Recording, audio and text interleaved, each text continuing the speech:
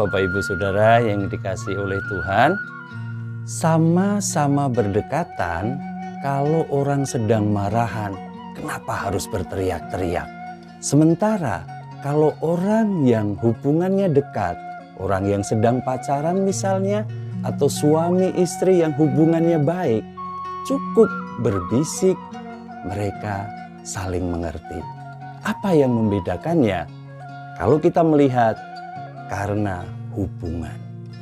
Seperti firman Tuhan yang mengatakan di dalam Yohanes 15, "Jikalau kamu tinggal di dalam aku dan firman-Ku tinggal di dalam kamu, mintalah apa saja yang kamu kehendaki dan kamu akan menerimanya."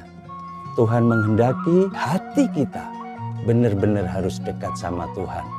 Dan kalau hati kita dekat sama Tuhan, kita tidak perlu teriak-teriak Bapak Ibu. Tuhan sudah mengerti, Tuhan sudah memahami, bahkan dikatakan apa saja yang kamu kehendaki, kamu akan menerimanya.